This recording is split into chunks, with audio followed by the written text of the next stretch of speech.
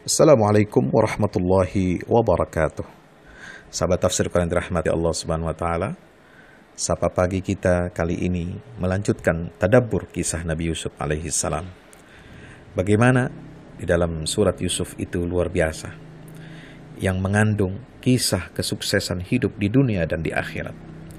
Sukses di dunia ketika Yusuf dengan izin Allah dipercaya oleh Raja Mesir menjadi Perdana Menteri, menjadi menteri yang dipercaya untuk mengelola negara, aset negara, ya, pertanian, pangan, sandang, dan papan dikelola dengan baik oleh menteri besar ini. Namun sukses juga di akhirat ketika Yusuf berhasil melawan nafsu birahi istri pembesar Mesir dan menolak untuk berbuat zina.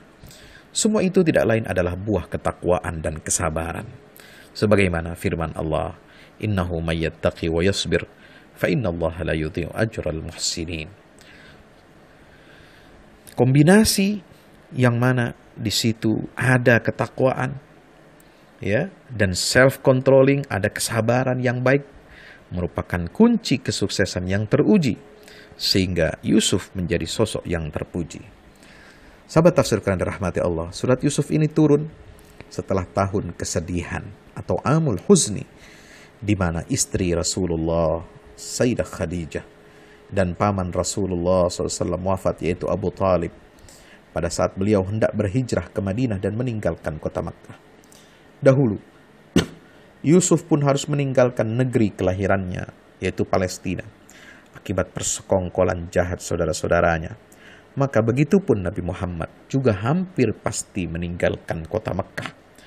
Beliau terusir dari negeri yang amat dicintainya akibat penolakan kaum dan sanak kerabatnya. Sebagaimana kisah Yusuf yang berakhir dengan kemenangan, maka pengalaman kerasnya Nabi Muhammad sallallahu alaihi wasallam, ya, selama di Mekah juga berakhir dengan kemenangan atas izin Allah Ta'ala. Ketika Yusuf di puncak kejayaannya, dia dengan ikhlas, dengan tulus memaafkan perbuatan jahat saudara-saudaranya dan berdamai dengan masa lalu yang pahit, dengan mengatakan la tathriba alaikumul yaum, tidak ada celaan, tidak ada pembalasan dendam atas kalian di hari ini. Maka demikian pula lah Rasulullah SAW di tengah euforia kemenangan saat penaklukan kota suci Mekah, beliau berjiwa besar memaafkan suku Quraisy yang tidak lain adalah sanak kerabat beliau sendiri, dengan sabdanya idhabu fa antumut talaqa, pergilah kalian sebab kalian adalah orang-orang yang bebas. Tidak ada pertumpahan darah, tidak ada kemarahan di saat puncak kejayaan dan kemenangan di tengah euforia. Subhanallah, itulah akhlak Rasulullah SAW. Rasulullah dan para sahabatnya sangat membutuhkan nilai-nilai moral semacam ini. Karena itulah turun surat Yusuf di tengah situasi lemahnya kondisi kaum muslimin. Hal inilah yang mengingatkan kita kepada episode kemerosotan umat akhir zaman ini. Surat ini seolah hadir di tengah kenyataan pahit umat Islam di hari ini dengan mengatakan, janganlah kalian berputus asa wahai umat Islam, sebab kesuksesan dan kemenangan menanti kalian. Surat ini mengajarkan kepada kita pentingnya hope, harapan dalam hidup, dan pesan untuk tidak boleh hilang harapan di dalam perjuangan. Namun, ketika kita sudah berhasil, maka kita harus tawadhu. Ya, karena kesuksesan itu adalah karunia dari Allah. Jangan kita biarkan euforia keberhasilan dan kemenangan membuat kita lupa dari Allah, membuat kita congkak dan sombong, ya, terhadap apa yang sudah kita capai. Maka kita harus meneladani Yusuf alaihi salam yang memanjatkan doa di akhir kisah ini.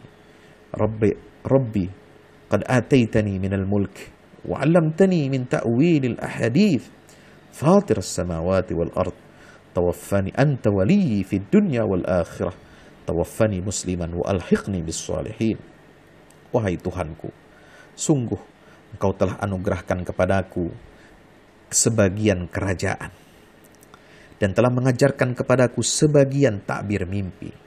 Wahai Tuhan pencipta langit dan bumi, Engkaulah pelindungku di dunia dan di akhirat. Wafatkanlah aku dalam keadaan Islam dan gabungkan aku dengan orang-orang yang saleh. Surat Yusuf ayat 101. Sungguh, sahabat tafsir Quran dirahmati Allah, apabila kita membaca surat Yusuf ini dengan khusyuk dan memahami alur ceritanya, maka Anda akan mendapatkan sesuatu yang sangat berharga.